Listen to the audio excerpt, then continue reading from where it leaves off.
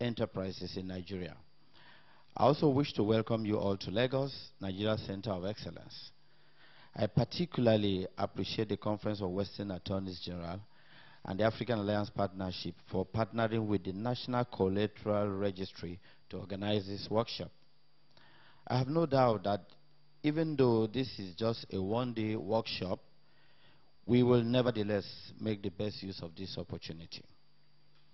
Access to finance is a fundamental factor in the growth and development of any economy and is considered to be a driving force in private sector development. However, in Nigeria, more than 70% of private enterprises, particularly the MSMEs, have limited or no access to credit.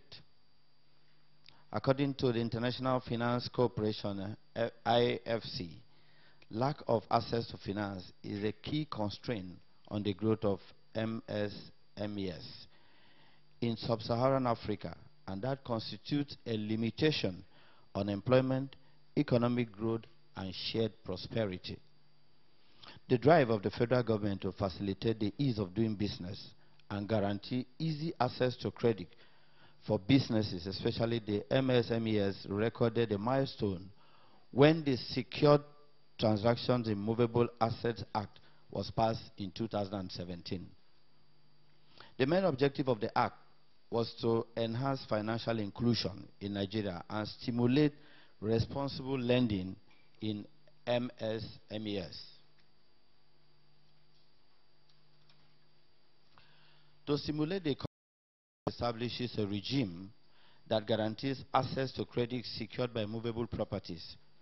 In addition to the general objective of providing and developing a framework guaranteeing access to credit secured by movable assets, the specific objectives of the Act include establishing a National Collateral Registry, NCR, stimulating affordable lending to the MSMEs, facilitating the perfectionalization of security interests in movable assets, and enhancing financial inclusion in Nigeria.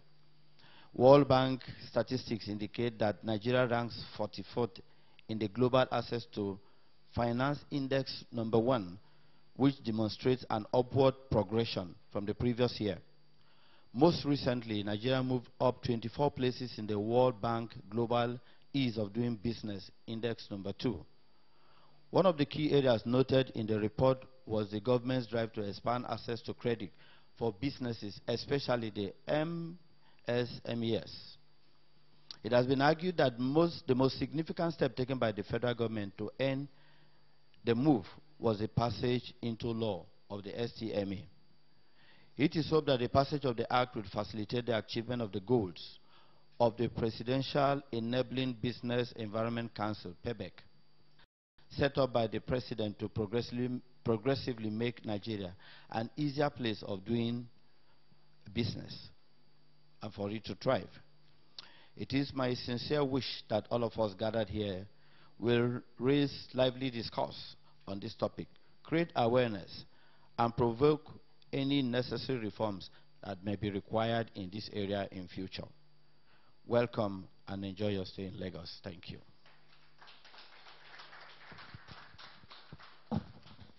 Thank you so much. You know, we are so proud of our worthy ambassador. His speeches are usually small and packed. Thank you so much for putting everything together in that speech, sir. Thank you. Thank you. And to take us to the next presentation, we would like to recognize the people present in the room. We have facilitators that came all the way. We wanted to take their time for the hall to fill up so that we can introduce them. So, as our ambassador, the Honorable AG of Cross River State, you already know him, Mr. Joe Abang. You're welcome, sir. Your Excellency. I call him Your Excellency because he's really our ambassador. Yes. I also want to welcome Mr. John Ukeb, who came all the way from New Jersey. He's a CWAC facilitator. Thank you so much for coming, sir. I also want to recognize the presence of the Assistant Registrar of the National Collateral Registry, Mrs. Bisi Bubola. You're welcome, ma'am. I also want to recognize the presence of Mr. Obina Waoko, Principal Legal Services Department, the Central Bank of Nigeria. You're welcome, sir. I also want to recognize the presence of Mr. Hilary Mr. Hilary Nwaoko, the founder of iNaira.com. You're welcome, Mr. Hilary.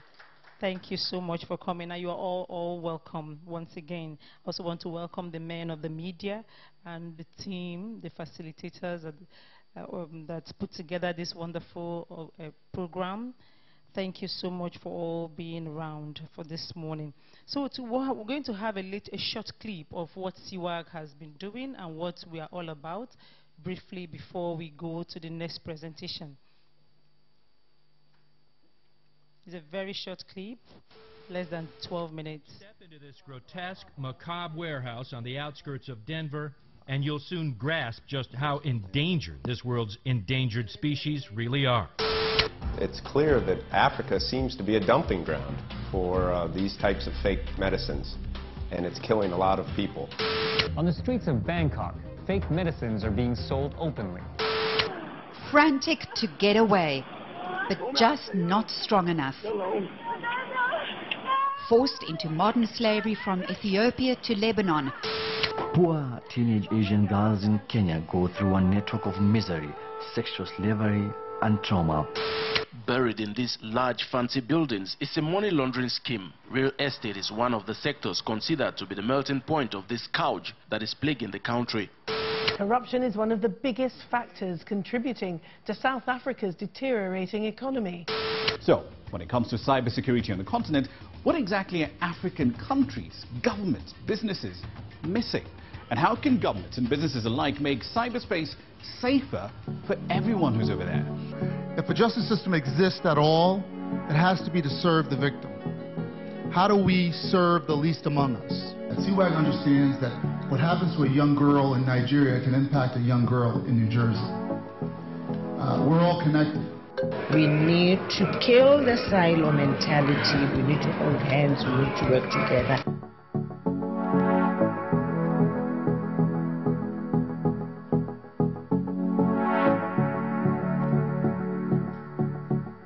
No single country can decisively tackle the challenge of transnational crime in isolation. Transnational crimes disrupt global economies, and it has been increasingly recognized that mitigating cross-border crime is a challenging task that calls for multilateral players and approaches to succeed. CWAG stands for the Conference of Western Attorneys General.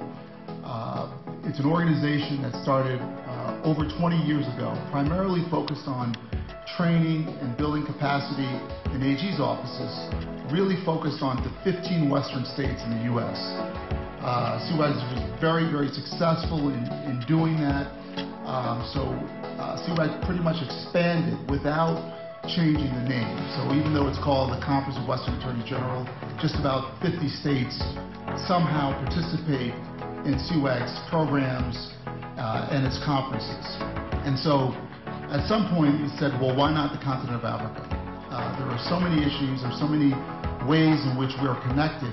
Why not expand this to the continent of Africa? So the executive director, Karen White, pitched the idea to the board of directors, which primarily consisted of state attorneys generals throughout the U.S., and it was unbelievably met with a great deal of enthusiasm. It is through the cross-border sharing of information, experiences, skills, technology and strategies internationally that all stakeholders can hope to make significant progress in the fight against cross-border crimes. Since 2016, CWAG, through the CWAG Africa Alliance Partnership, has continued to work with stakeholders on the African continent to promote the rule of law by working in partnership to counter transnational crimes through workshops and conferences with the judiciary, law enforcement agencies, and other state and non-state anti-transnational crime actors in Africa. Indeed, the success of effective transnational collaborative efforts on programs like the CWAG Africa Alliance Partnership rely on the cooperation and partnership efforts of participating organizations and motivated individuals. The CWAG AAP program is currently working with African Ministries of Justice, Attorneys General, Solicitors General, public prosecutors and other state and non-state actors in Ghana, Kenya, Malawi, Nigeria, Rwanda, South Africa, Uganda, and Zambia. In 2018, we had the privilege of organizing 23 events in collaboration with our partners to promote awareness and provide capacity-building training programs across Africa. These efforts enabled us to reach out to 1,500 participants. Our engagements involved joint training programs, seminars and conferences, and the development of frameworks, in addition to signing letters of intent and memorandums of understanding to jointly address the challenges of transnational crimes with our partners in Africa. Senior CUAG representatives also made important contributions to regional conferences held in Mozambique and Mauritius. The CUAG AAP program continues to be well received, with mutual appreciation and greater understanding from all parties with respect to the challenges transnational crimes present in Africa and also internationally. I liked how one of the presenters yesterday said that just as the victims, nobody wants to talk about trafficking. I think first it's about just raising the awareness. If you raise the awareness, then we're going to actually see the need to educate our students about it. Well, the workshop has been really great. It has been relevant. The Trafficking in Persons Act is an act that really produces new issues for the prosecutor. And what the workshop has done, or the training has really done, is that it has really brought us to engage with persons that will go out there and train others. Having come to this workshop, I had very little knowledge about what human trafficking is.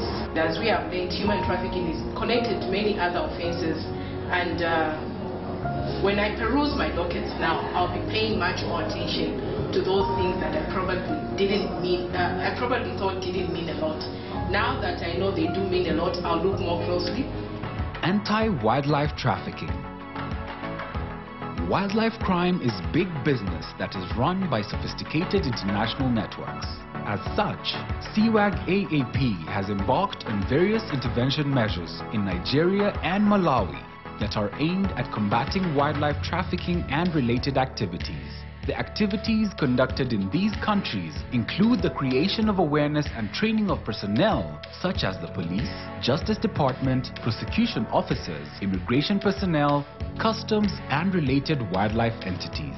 During 2018, we signed a Memorandum of Understanding with the Wildlife Investigators Training Alliance, and we are excited to roll out the anti-wildlife crime programs envisioned for 2019. Combating human trafficking. Human trafficking is modern-day slavery and exists in various forms such as labor trafficking, sex trafficking, and domestic servitude, among others. Human trafficking is considered to be one of the world's most shameful crimes, as it robs people of their dignity and basic rights. It affects millions worldwide every year. To that end, 7 events were organized in Nigeria, Kenya, Zambia, and South Africa that highlighted the need for raising awareness, promoting collaboration and exchange of views, investigation and prosecution of human traffickers, improved techniques for identification and protection of victims of human trafficking. Anti-counterfeit drugs. According to the World Health Organization, 25% of drugs in the developing world are either falsified or substandard. To combat this scourge, the CUAG AAP program convened the Interagency Consultative Forums in Ghana and a workshop in Rwanda. These forums successfully created awareness on the scope, dangers, and seriousness of counterfeit drugs, managed to promote the adoption and enforcement of strong anti-counterfeiting laws, and fostered collaboration among counterfeit drug actors to detect and deter counterfeit drugs in Africa. Anti-money laundering. The increasing use of technological advancements such as virtual currency and the access to online financial information, technology and communication facilitates money laundering activities, as it enables the movement of money anywhere in the world with speed and ease. The Financial Action Task Force estimates that 2.7% of the global GDP comprises laundered money. It is estimated to be $800 billion to $1 trillion per annum worldwide. The CWAG AAP program facilitated 3 anti-money laundering workshops in Zambia and also facilitated a money laundering workshop in Kenya during the Africa Bar Association, and in Nigeria, a credit reporting workshop, reducing and preventing cybercrime. Internet crimes are one of the fastest growing areas of cross-border crime, causing serious harm and posing a very real threat to victims worldwide. A workshop on equipping participants with skills on forensic evidence gathering, preservation and use, cybercrimes and electronic evidence was held in Rwanda, and we also facilitated a session on social media and the law during the Uganda Law Society annual conference. The enabling environment for cross-border partnerships created through the CWAG AAP program has created an increasing momentum in the fight against transnational crime. The various formats used for promoting awareness, training, experience and knowledge sharing, resource accessibility and idea sharing have been well received by the various stakeholders involved in fighting cross-border crimes. CWAG has been awesome, when it comes to facilitating trainings on human trafficking. They're doing a great job. As a matter of fact, there was one seminar, workshop that we had in Nigeria in Sheraton Hotel that was sponsored 100% by CWAG on human trafficking, and it was training. They trained the judges, they trained prosecutors, attorney generals came from everywhere. It was really, really enlightening because most of the judges, prosecutors, lawyers did not really understand this human trafficking. It's a specialized area, and so that training really opened the eyes of so many of them, and they were really happy with it, and we hope to have more of that, working with CWAG on more training and conferences like that in the future. We were also delighted to sign memorandums of understanding with the Office of the Attorney General of Uganda, Southern Africa Development Community Law Association, and the East Africa Law Society. The success in curbing these crimes lies in the collaboration and cooperation of all anti-transnational crime actors. We wish to extend our gratitude to all our partners, facilitators and donors that form part of the CWAG Africa Alliance Partnership for their support in enabling 2018 to be a successful year. Special mention goes to all the participating CWAG Offices of Attorneys General and facilitators in the US. Thank you for your support and great work. Being here to deliver some of the knowledge that I have acquired over the years of being a law enforcement officer and talking about cybercrime before Mozambique and now about human trafficking, which is really a passion of mine. It's been amazing. I'm very happy that I have been able to deliver some of that knowledge to help them get better at what they do, to help them increase the safety in their communities. The people here are really passionate about what they do, and they're so happy to learn, to share their own experiences, and are open to learn even more. Thanks to CWAG and the African Alliance Partnership, we had this opportunity to share knowledge and to create new relationships and to make new friends everywhere we go, and at the same time trying to help each other and trying to help the world be a better place. So thank you very much.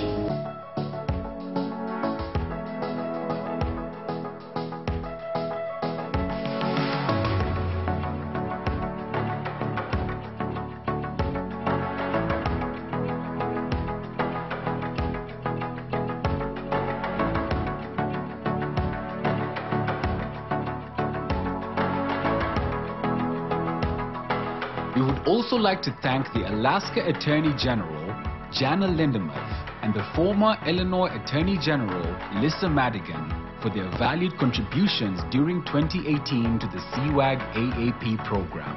We look forward to continued engagements on the program.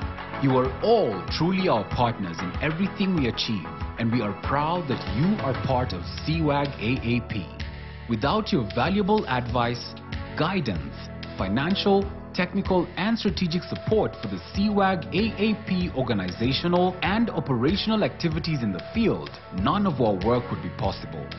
Thank you.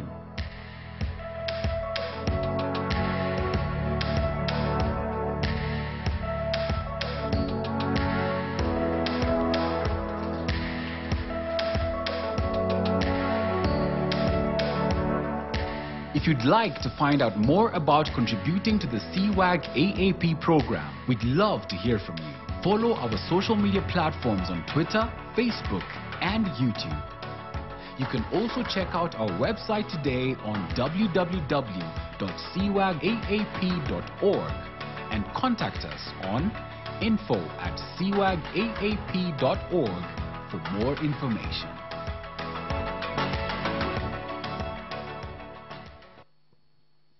Thank you so much. And to get more about what we are doing, please go to that website to appraise yourself of what you have done in Nigeria and in other parts of Africa. We try to partner with different organizations. So if you're here and you think there is something you're doing that aligns with any of the objectives, is it cybercrime, is it in the area of human trafficking, please, you're free to contact us. If you check the back of your brochure, you will see our contact. The Nigerian partner, so coordinator of CWAG AAP is Punuka Attorneys and Solicitors. You can contact us with your proposal so that we can take it up from there. Thank you so much. So without much ado, we'll move to the first presentation, the interactive lecture for today. And we call it interactive lecture because we expect input from it. It's not just like your normal lecture that somebody just stands at the front and just delivers a lecture. We expect it to be very, very interactive. So we enjoin all of us to make it very interactive and a very good learning experience from all of us by participating fully in the session. And to take us in this session is John Ukegbu, and he will be talking on the topic, presentation on secure transaction in movable asset, the U.S. perspective.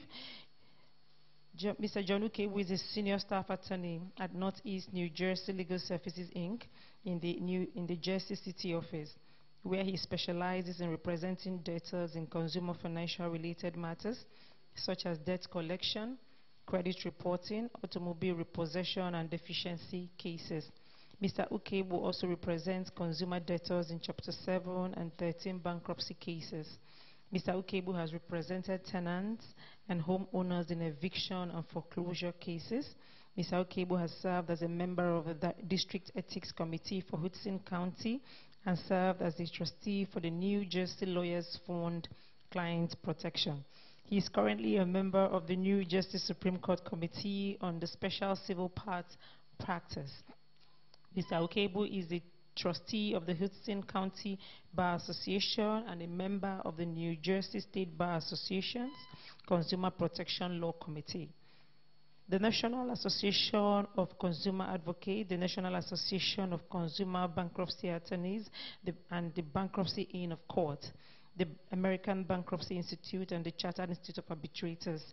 Mr. Ukegbu is the secretary of the Consumer League of New Jersey. Mr. Ukegbu has litigated and won a number of significant cases on behalf of tenants and consumers, including Montgomery, Gateway East, against Herrera Housing, and all the cases that are listed there. He represented New East New Jersey Legal Services at Amicus Curiae in New Century Financial Services, Inc. against Alam Ola. Mr. Ukegbu is a graduate of Western New England University School of Law, Springfield, Massachusetts, and is admitted to the New Jersey and Pennsylvania bars. In recognition of his service, Legal Services of New Jersey awarded Mr. Ukegbu the J. Harris Award for Career Service to People in Poverty in 2011 and the Ronald B. Atlas Attorney Award in 1996 in recognition of his outstanding community service. The 15 Together Foundation, a community organization in Jersey City, New Jersey, awarded Mr. Ukegbu the 2017 Stellar Community Services Award. Mr. Ukegbu has made presentation to the Fair Debt Collection Practices, the Fair Credit Reporting Act, Bankruptcy and Debt Collection to the New Jersey State Bar Association, the Hudson County Bar Association, Legal Services of New Jersey, and the National Association of Consumer Advocates. John is a resident of Weehawken, New Jersey. He enjoys traveling, chess, and the arts. With a round of applause, may we welcome Mr. John Ukegbu for his paper.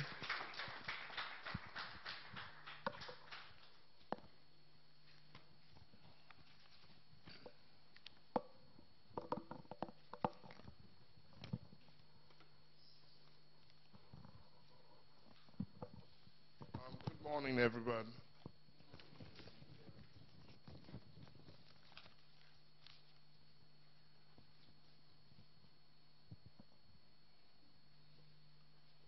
Tell me when I have, 10 minutes more so I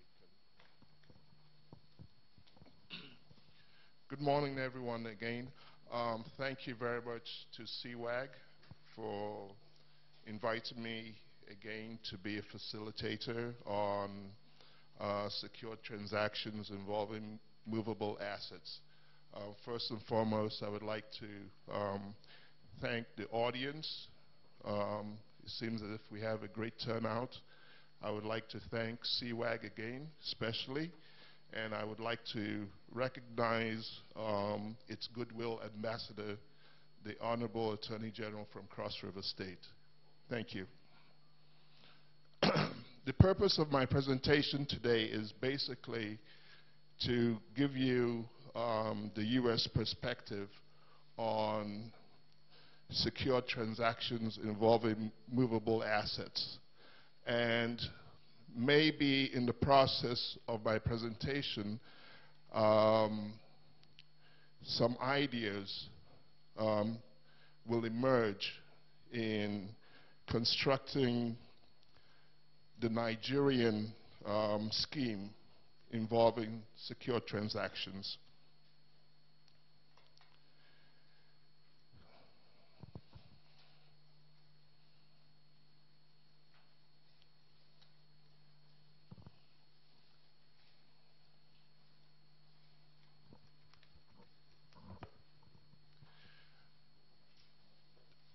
In the United States, most of the commercial transactions are regulated by all the commercial transactions, or most of them are regulated by state law.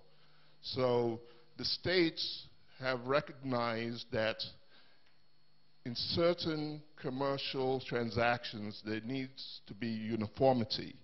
So the states in the United States have a body that's known as the National Conference of Commissioners on Uniform State Laws. And that body basically drafts model laws that the states then adopt. And one of the laws that has been drafted by the National Conference of Commissioners on Uniform State Laws is what we call the Uniform Commercial Code. And the Uniform Commercial Code contains essentially the legal framework that governs commercial business transactions. The articles of the Uniform Commercial Code, which I will call the UCC, abbreviate and call the UCC, are a set of model laws governing the sale of goods, leases, negotiable instruments, bank deposits, funds transfers, letters of credit, bulk transfers, bulk sales, warehouse receipts, bill of ladings, investment securities, and secured transactions. Within the code, one of the most important articles is Article 9, which governs secured transactions, which provides the governing rules for any transaction that combines a debt with a credit interest in a debtor's personal property. In 1998, there was a revision to Article 9, and that revision was completed in 2001. Article 9 provides a detailed instruction manual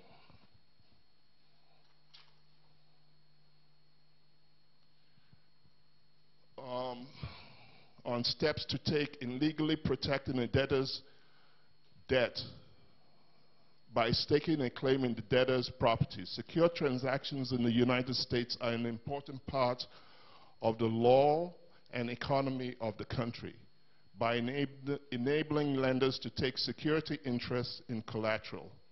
That is the assets of the debtors. The law of secure transaction transactions provides lenders with assurances of legal relief in the case of default. The availability of such remedies encourages lenders to lend capital at lower interest rates, which in turn facilitate the free flow of credit and stimulates economic growth. Again, Article 9 of the Uniform Commercial Code, the UCC, and it has been adopted by all 50 states. All 50 states have enacted the Uniform Commercial Code. As I said, it's a model law. It's not a law by itself. Each state still has to adopt and enact the UCC. And some states will enact it wholesale. Some states will enact it with some form of amendments to fit their own particular needs. But all 50 states at this point have enacted the Uniform Commercial Code. Excuse me. As adopted by all 50 states, generally governs secure transactions where security interests taken in personal property. It regulates the creation, enforcement of security interests in movable assets, intangible property, and fixtures. Okay, understanding the basic elements of Article 9 can be a very daunting task, okay, because it's not easy to decipher like how you go about creating a security interest or how you perfect your interest in that collateral. A creditor must be able to follow the process, okay, and everybody who is a serious practitioner in the commercial area will always have a copy of the Uniform Commercial Code, okay? And as I said, the Uniform Commercial Code basically covers most commercial transactions in the United States. So each article of the Uniform Commercial Code deals with a specific area of commercial transaction. So by way of example, Article 2 of the Uniform Commercial Code deals with sales of goods, while Article 2A deals with leases. Article 3 of the Uniform Commercial Code deals with negotiable instruments, while Article 4 deals with banks, deposits, and collections. Article 4A of the Uniform Commercial Code deals with fund transfers, while Article 5 deals with letters of credit. And Article 6 deals with bulk sales. Article 7 deals with documents of title, while Article 8 deals with investment securities, and Article 9, that's the article that we're talking about today, deals with secure transactions. So each of these articles has a framework for these types of commercial transactions. So if you had a transaction involving letters of credit, you would go and look at Article 4. If you had a lease transaction, you would go and look at Article 2A, to go and see what your rights, remedies, how you go about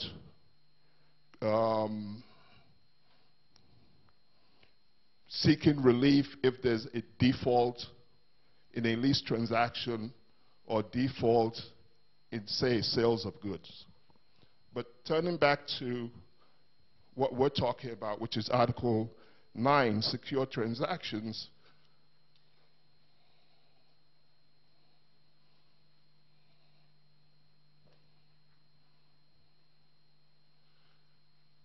Okay, to repeat, Article 9 regulates the creation of security interests, enforcement of those interests in movable or intangible property and fixtures, encompasses a wide variety of possessory liens, and determines the legal rights of ownership if a debtor does not meet his or her obligation. Okay, so the question then is, does Article 9 cover secured transactions? Current secured transaction laws draws a distinction between real estate and personal property. I presume everybody can understand that distinction between real estate and personal property. As a rule, Article 9 of the Uniform Commercial Code applies only to security interests in personal property. So, for instance, a motor vehicle would be personal property. And fixtures, not liens in real estate. So, Article 9 would not apply to, say, a lien on, say, this particular property here where we're having this conference. That is generally governed by the real property laws of the state. So in the United States, states have a lot of rights, states have a lot of power, so states' law governs the real estate property laws. So if your property is located, say, in Alaska, for instance, the real estate property laws of Alaska would govern how a lien or a mortgage could be taken out on that real estate property. Okay? If your property is in California, it would be California law that would govern. Okay? There's not one uniform law as regards real estate property in the United States. It's all governed by the individual state laws.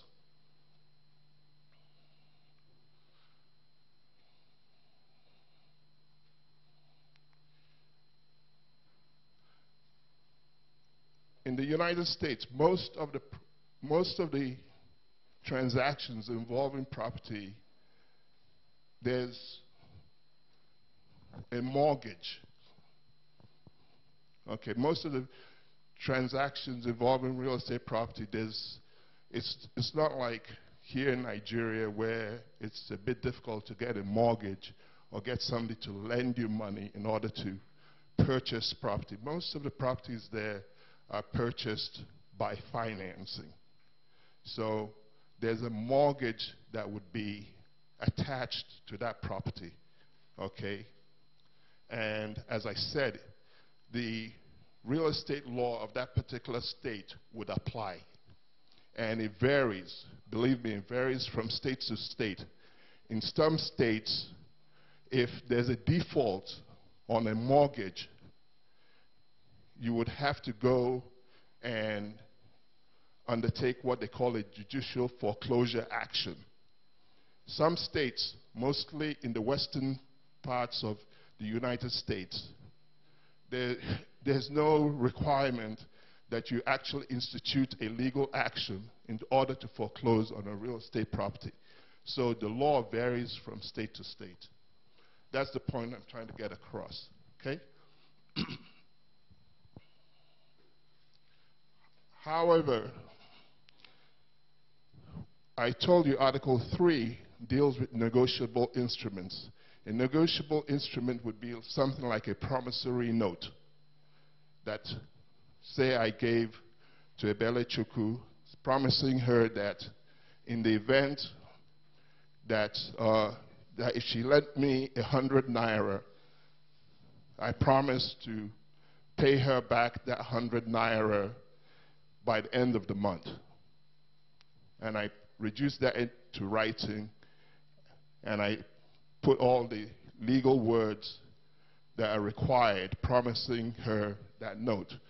That's what a promissory note is in the context of the United States, and I believe in most common law jurisdictions.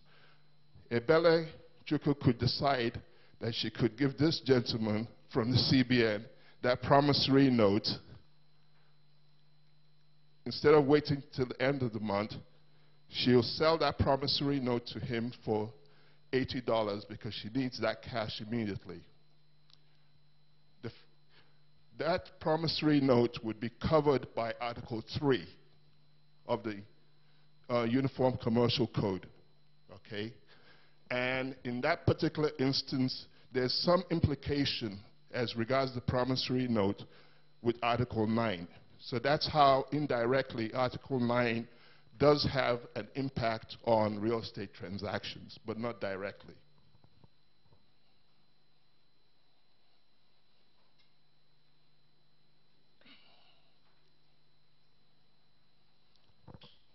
Okay, let's get into some of the concepts in secure transactions.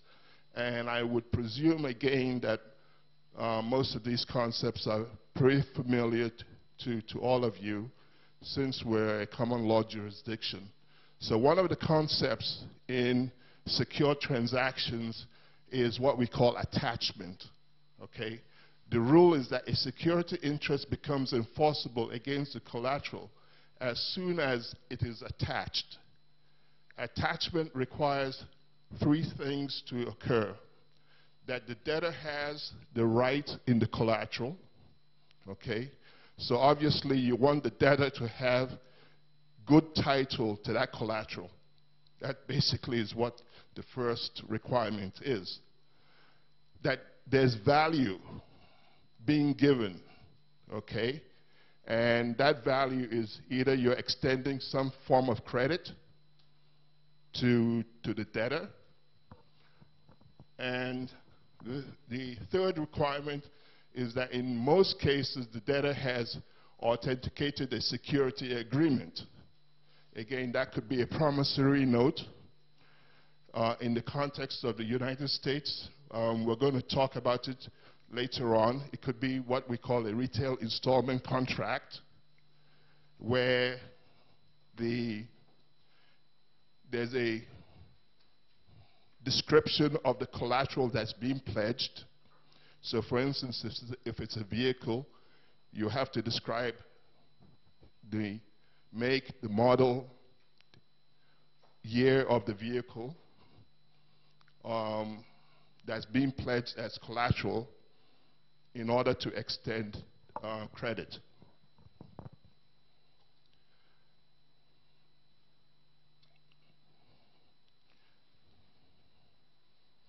The next concept under secure transactions would be perfection. Okay, so it's not sufficient for you to attach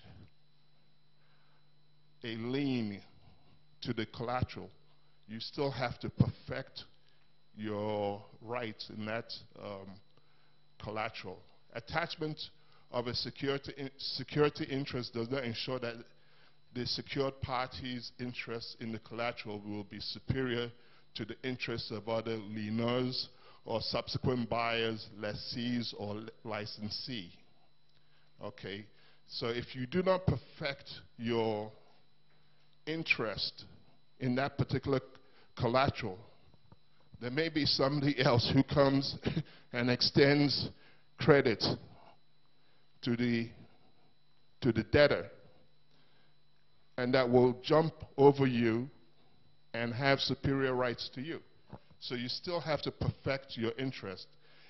In general, to obtain priorities over such other claimants, the security interest must be perfected. Although some security interests are perfected automatically upon attachment, and I said UCC 9-309, for most perfection must be achieved through compliance with statutory procedure designed to give the world notice.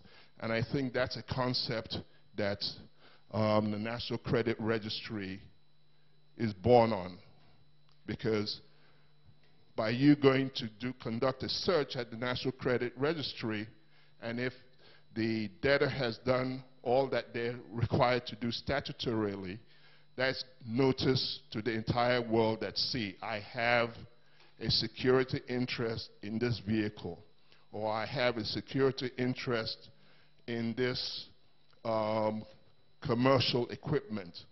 That's the whole purpose of having a National Credit Registry, is to give notice to the entire world that you, the secured party, has an interest in XYZ collateral.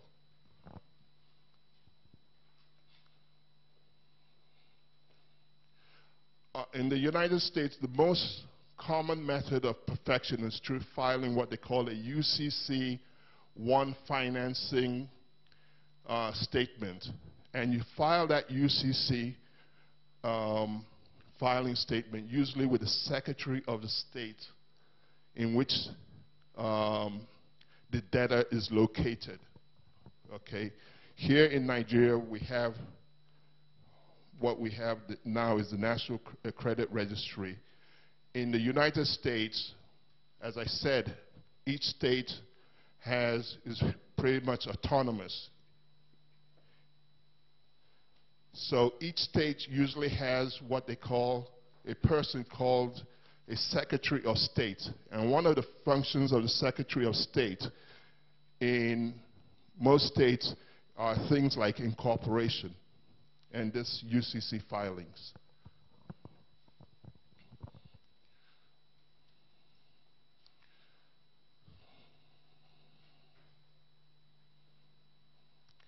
Okay, and again, in most cases, if you as the secured party files first with the Secretary of State, you're going to get priority over other secured parties. Okay? For real estate, let's go back to real estate. In the United States, perfection of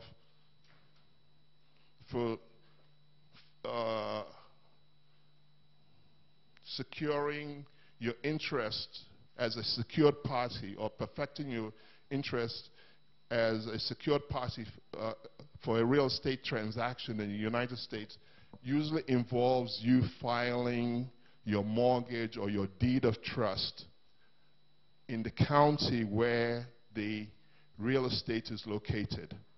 Okay, so by way of example, if we were in the United States and this particular property is located in Ikoyi, and now for the purpose of my hypothetical, I would say Ikoyi is a county.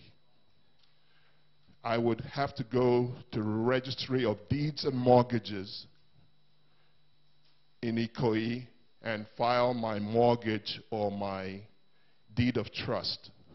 So if you were going to go and conduct a search to determine if this particular property was encumbered, you would go to the Registry of Deeds and Mortgages for the particular county in which the property is located to find out if there's an encumbrance on that particular property.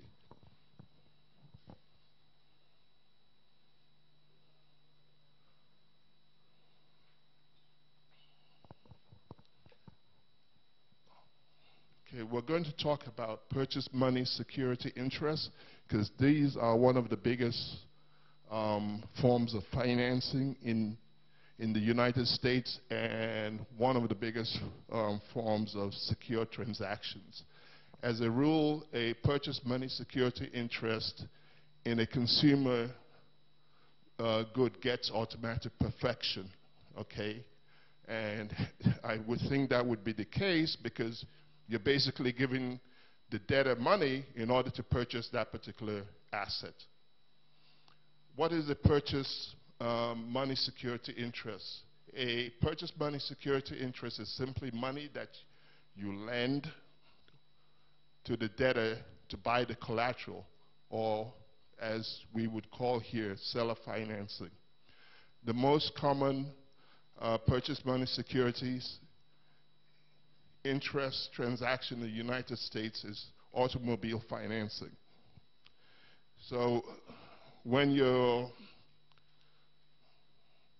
cousin or your nephew in the United States is sending you all those pictures about him or her posing on the Mustang, most likely they're financing that vehicle. According to www.finder.com, Americans owe $1.1 trillion in auto debt. Okay? According to Experian Automotive, and Experian is also a credit reporting agency in America, by the way, 84.5% of Americans use financing, either a loan or a lease, to acquire a new vehicle. Okay? Again, so when you see your nephew or your cousin or whoever in America and they're posing and telling you how they're changing cars every year, this is a trick.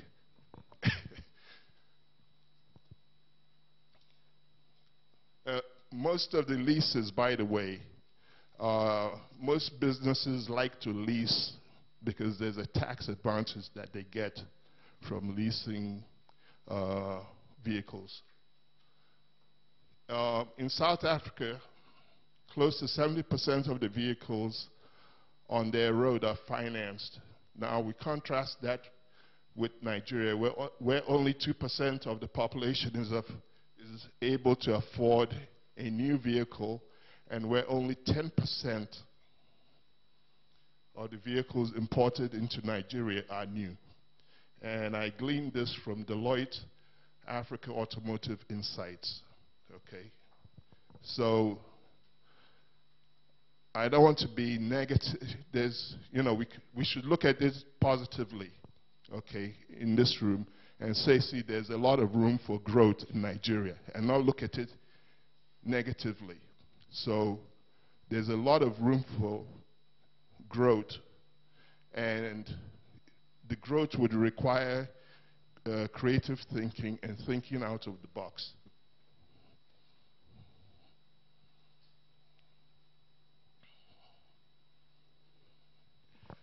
As I earlier said, Article 2 of the Uniform Commercial Code governs the purchase of sales of goods. And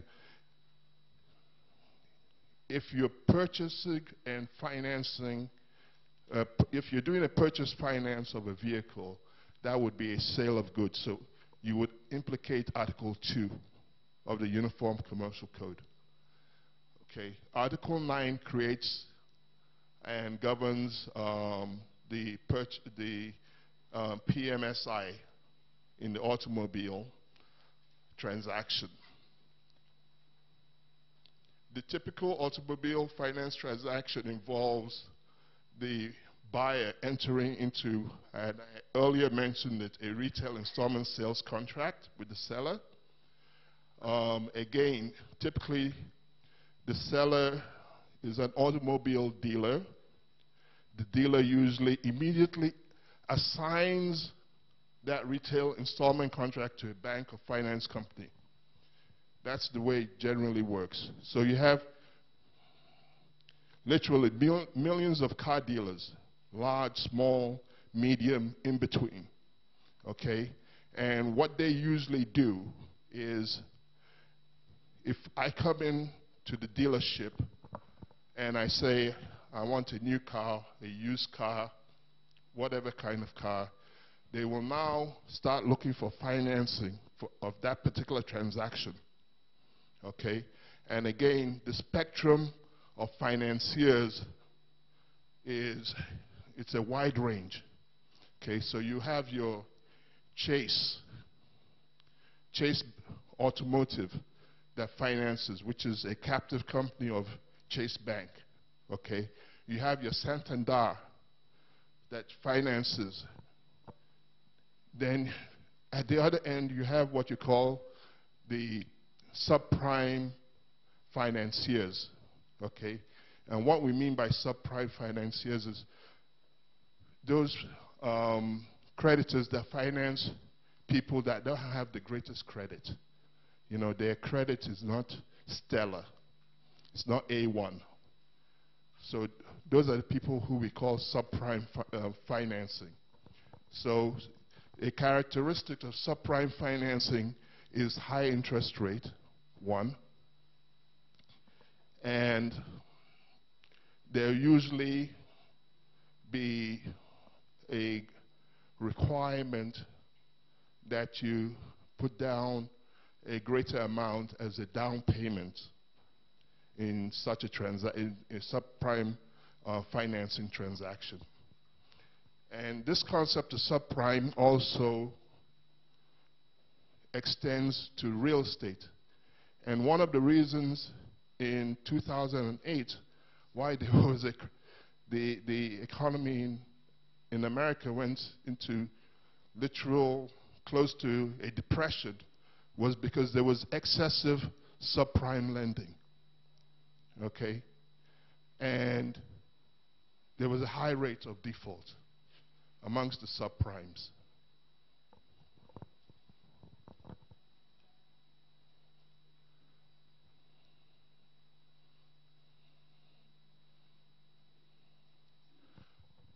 Okay, to perfect the security interest in a motor vehicle transaction, the dealer that sold the vehicle will have the state motor vehicle finance office issue a motor vehicle title. Okay, in the United States, each state, as I said, regulates things like the issuance, the licensing, the titling of motor vehicles.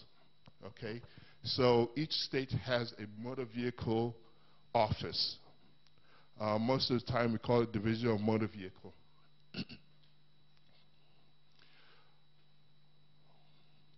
The state motor vehicle office will issue title and send it directly to the lien holder.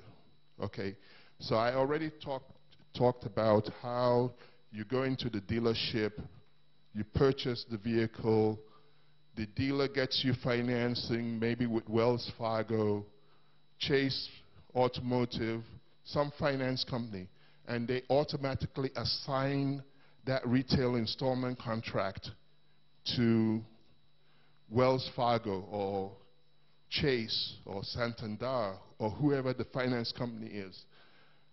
The dealership also will then also do the titling work on the vehicle, and they will notify the motor vehicle. They'll actually do the paperwork with the motor vehicle office for the issuance of a title where your name will appear as the owner of the vehicle, but there'll be a section, and I have some examples of copies of titles and the retail installment contract at the end of my presentation so that I show you guys exactly what I mean.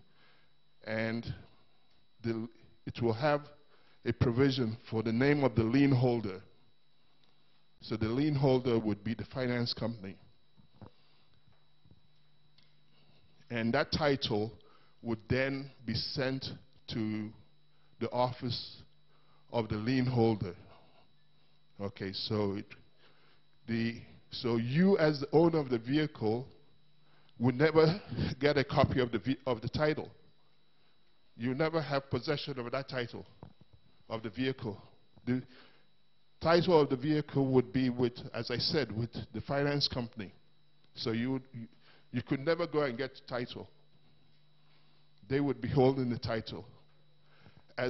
Once you finish making payments on the retail installment contract, on that note, then the finance company, what they will do is they will notify the motor vehicle office to reissue another title, okay, canceling them as the lien holder. So you will now get a title without the name of a lien holder, and usually they'll mail that title to you.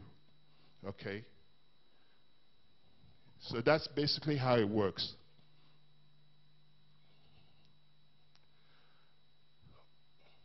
So for transactions other than motor vehicle transactions, I already talked to you about the form UCC1 financing statement.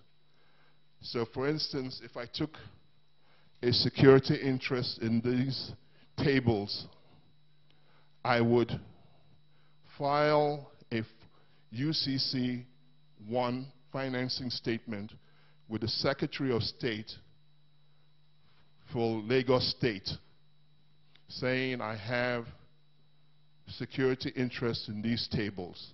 Okay? Once the loan that I extended is paid off and I no longer have a security interest in these tables, I would file what they call a form UCC3 financing statement, basically saying I'm terminating my security interest in these tables. And I would file it with the Secretary of State for Lagos State.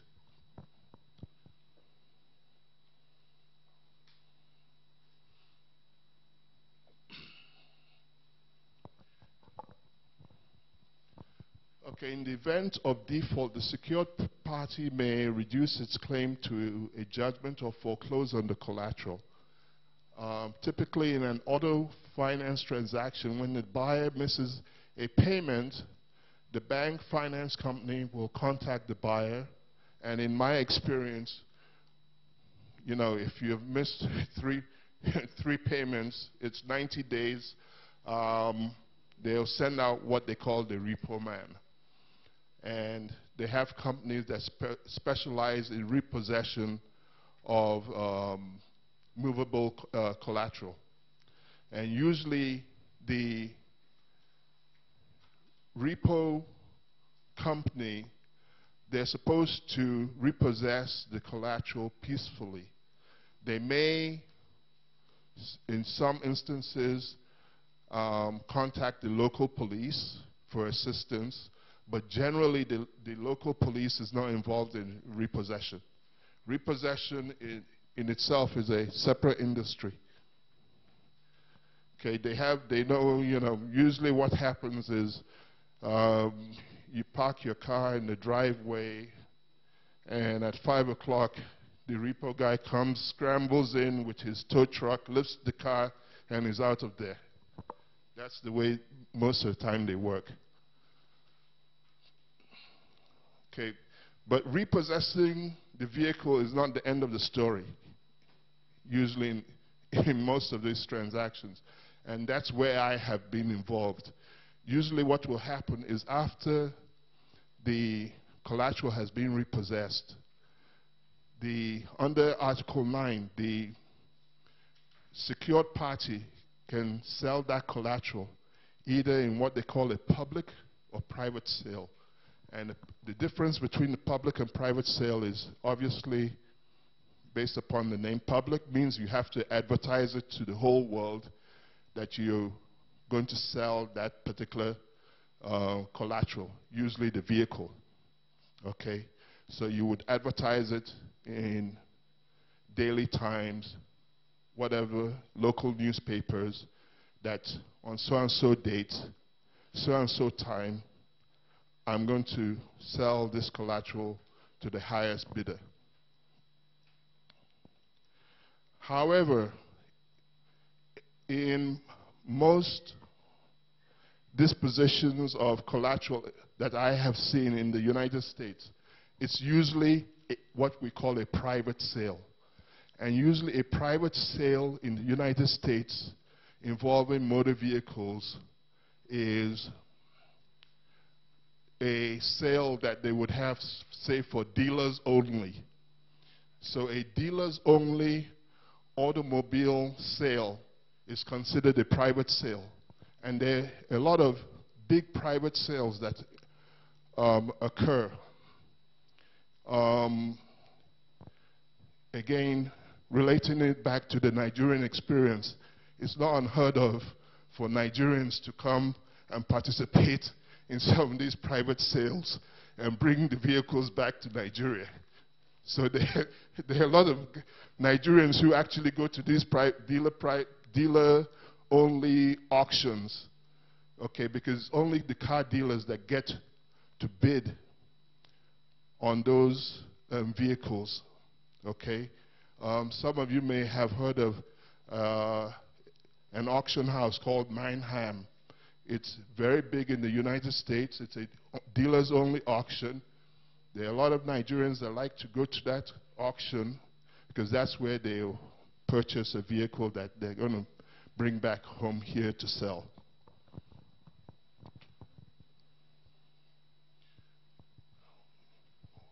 One of the biggest litigated areas in under Article 9 is what we call commercially reasonable disposition of the vehicle. And under Article 9, every aspect of the disposition of the collateral, including the method, the manner, the time, the place, and other terms must be commercially reasonable. The commercial reasonableness of the disposition of the collateral is an area, as I said, that's frequently litigated. For example, if the secured party fails to furnish the debtor with notice of the disposition of the collateral, then in a majority of states, that would be what we call a rebuttable presumption that the disposition of the collateral was commercially unreasonable. And what I mean by that is, for instance, when you have a public or private sale, you're supposed to notify the debtor that you're going to have a private public sale of the collateral, and that the debtor has a right to redeem that collateral, okay? And I believe I put the model notices under the UCC that you as a secured party is required to send out to the debtor. Now, if you don't send out that notice, okay, you fail to send out that notice, or in the case of, say you have a co-signer to the note, you fail to give the co-signer notice of that private or public sale. Under the UCC, that's presumed to be an unreasonable commercial disposition of the collateral. And you as a secured party, if you don't put evidence forth in court saying, okay, despite the fact that I didn't send the notice, it was still commercially reasonable, you're going to be foreclosed from suing or getting any kind of remedy, further remedy against the debtor. That's what I mean by rebuttable presumption.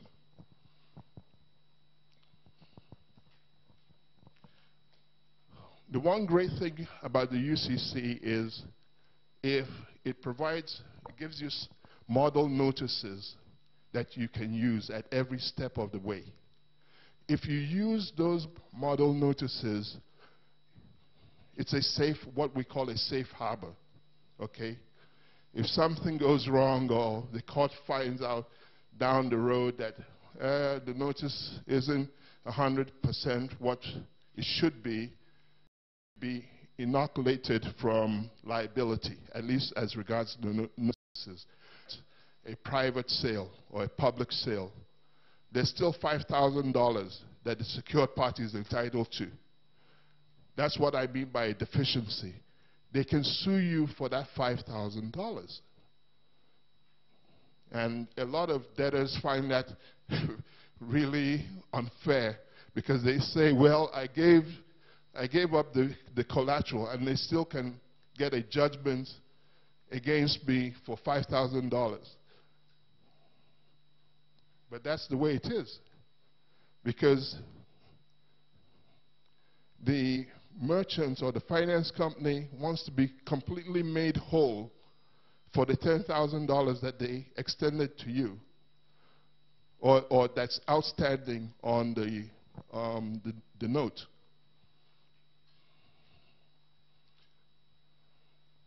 Okay, in all my years of practicing, and it's been a long time, believe me, I've never seen a debtor get a notice saying there was a surplus. It's always, I'm suing you for a deficiency.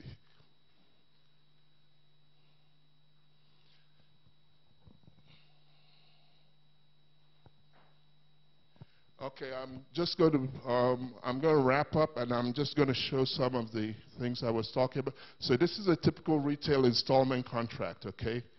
So the retail installment contract, you're required to there's a federal law in the United States called the Truth in Lending Act, and it's basically a disclosure law. And the Truth in Lending Act, in all consumer finance transactions, requires you to make certain disclosures. So you have to make a disclosure as to the annual percentage rate, which is basically the interest rate, the amount financed, okay, which is basically the principal amount that's being financed, the total payments, and the total sale price, okay? Then you have to also disclose the number of payments the debtor is going to make under the retail installment contract. Okay, usually in the United States, it's not unheard of, like in automobile transactions, you trade in your old vehicle, they give your trade-in a value, so you get a credit for that. Okay, so these are some of the things that are itemized: the cash price, the down payment. I talked about how the dealership would go to the motor vehicle and do the paperwork for the titling. It's not free. They'll charge you for that. Okay, the sales tax, etc., etc.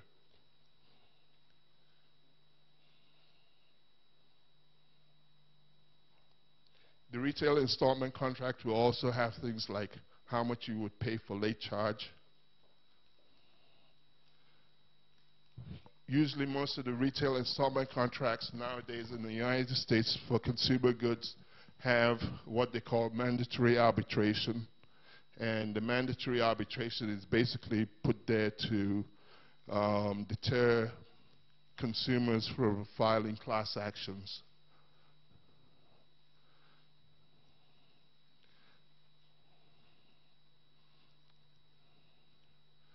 Okay, and usually if the finance company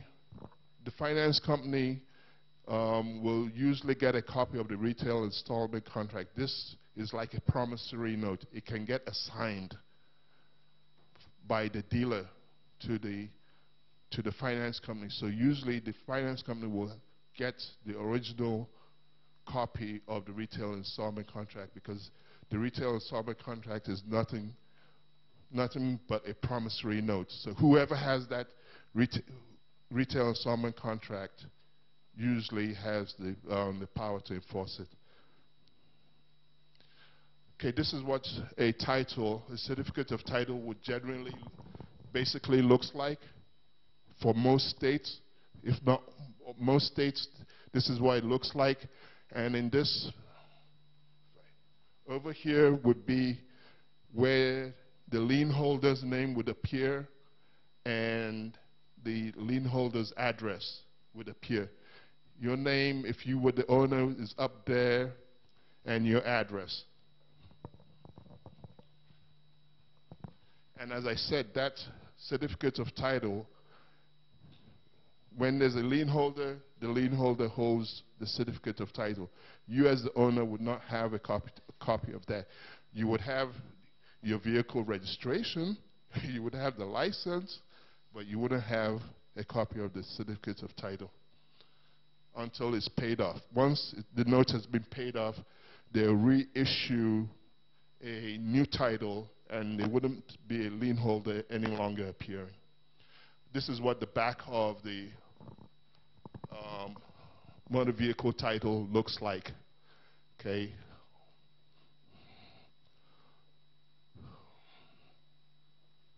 This is a UCC1 financing statement. So this is the UCC1 financing statement. If I wanted to take out a secured interest and perfect my interest, say, because I was financing the purchase of these tables, I would complete that UCC1 financing statement, and I would have the UCC1 financing statement filed with the Secretary of State for the state of New Jersey. Okay, this is the UCC financing statement. It says amendments.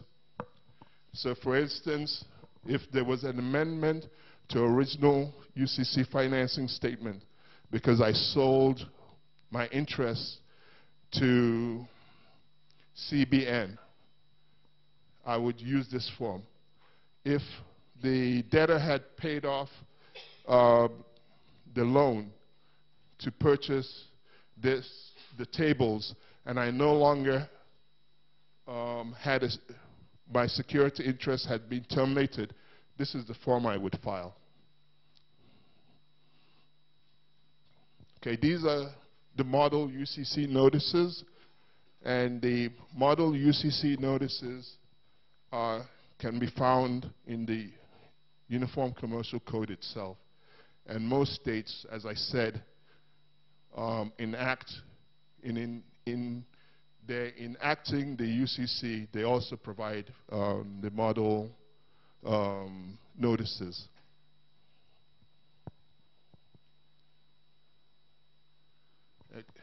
Okay, and this is the notice for plan to sell the property that I talked about. It could be either private or public sale. And that's basically it. If anybody has any quick question, I'll be more than pleased to take it.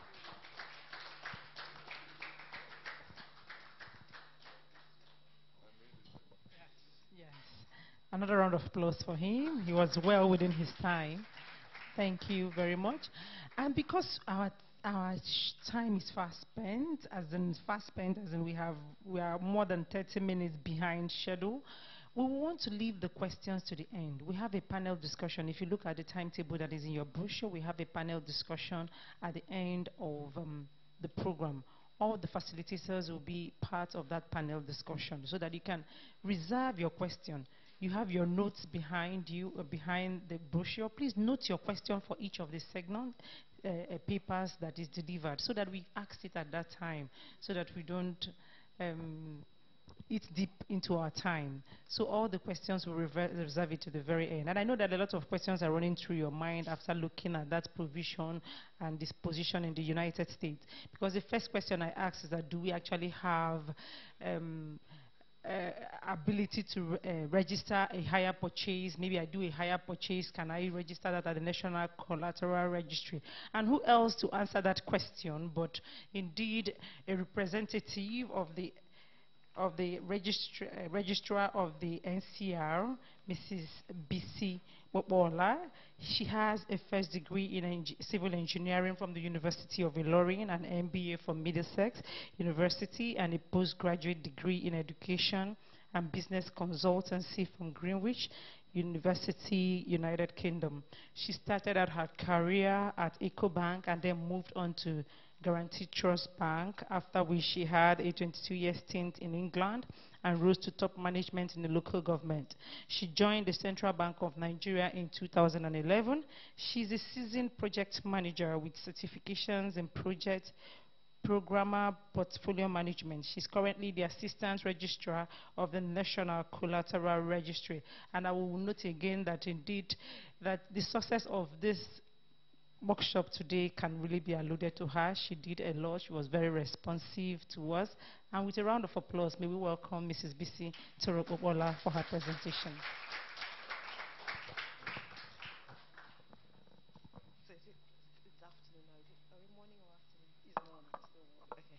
Sorry, I was just checking the time. So good morning, everyone, again. I stand on existing protocols.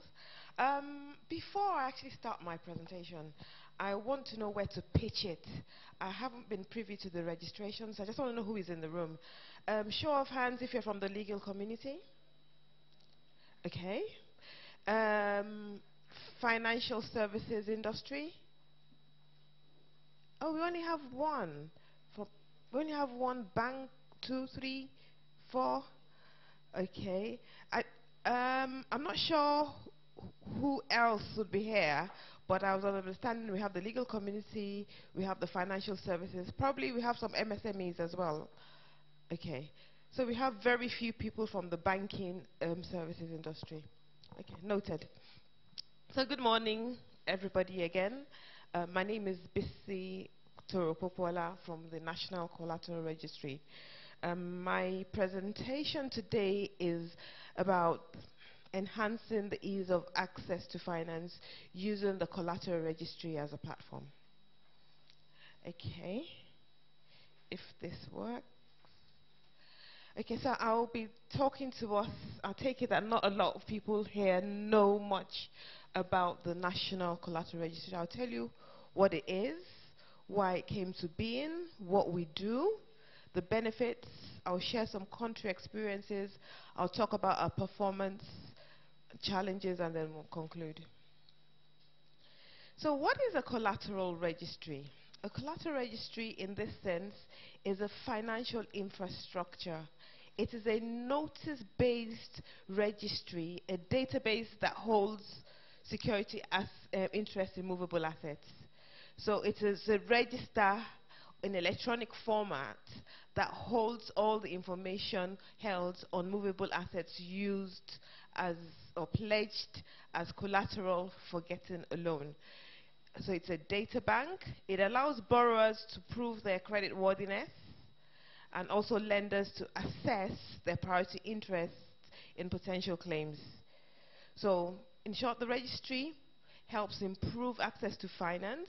It helps induce prompt payments, and it is a win-win situation for the financial services industry and for the potential borrower. So the CBN, the Central Bank of Nigeria, in collaboration with the IFC of the World Bank, deemed it right that it was time, as part of the reforms of the country, to have a collateral registry. So in I think May 2017, the STMA Act was established. So there's now a law that establishes the use of secured, of movable assets to access loans. So the STMA is the Secured Transactions in Movable Assets Act of the 2017. So the collateral registry in itself, like I said, is notice-based, accessible anywhere in the world, came into being in 2016 with the Act of 2017. It actually registered its first asset on the register in November of 2017. So why do we need a collateral registry in Nigeria? This we alluded to earlier on in the first few opening remarks, that in Nigeria we have this mismatch of, it got to a point where we could actually say it was a crisis in access to finance in order to improve and build your businesses. So the micro, medium and small enterprises are the ones that are mostly affected when it comes to accessing finance. You would agree with me. Hitherto this, if anybody from the general public, for most people, would want to access a loan, they would say, go and bring your title papers, proof of ownership of assets in Ikoyi, Banana Island, and such like. I beg, how many people can access loans using such as collateral? So there was a mismatch and therefore a financing gap. The banks were asking for those kind of collaterals. Meanwhile, the borrowers didn't have them. And this continued to be a gap in the financing of businesses in Nigeria. So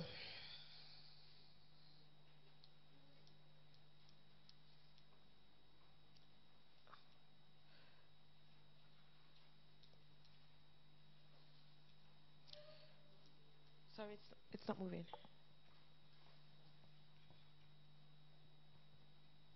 So when we talk about, as I sorted that out, when we talk about movable assets, we talk about two different main categorizations or classifications. So we have the movable and the immovable. Today we're talking about the movable assets, and there are different types of movable assets. So you have the tangible assets that you can see, the equipment, the cars, but you have intangible assets as well, like brands, receivables, even intellectual property is an asset, but it's intangible. Have we sorted it out? Can I just... Okay, let me just... Probably I'll just use... It's not? Okay.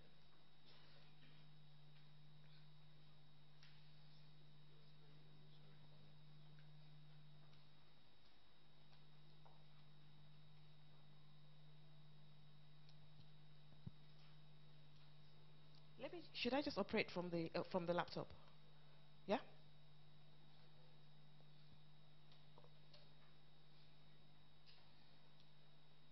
Aha. So this is the structure of the National Collateral Registry. Okay. So we'll call it a three-pillar structure. So the first pillar is the legal and regulatory framework, which I spoke about, the STMA Act, how it came into existence and all of that. The next, equally important, is the registry itself. That is the infrastructure that holds all the information. I spoke a bit about that as well, and I'll speak about that a bit more. And then we have communication and capacity building. So with all the acts, with all the infrastructure, if you have not heard about it, you will not use it. So for us in the National Collateral Registry and the Central Bank of Nigeria, an event like today is an opportunity for us to communicate with you and to build capacity around the use of the collateral registry. That's for the financial institutions and for the general public, to empower them to know that this is out there and that there are opportunities now more than before for you to access loans using your movable assets. So for the women in the room, using your earrings, you know, things like that. For the guys and the iPhones, any asset that moves and has value can now be used as collateral. So what are the mandates of the secured transactions and the National Collateral Registry? You see,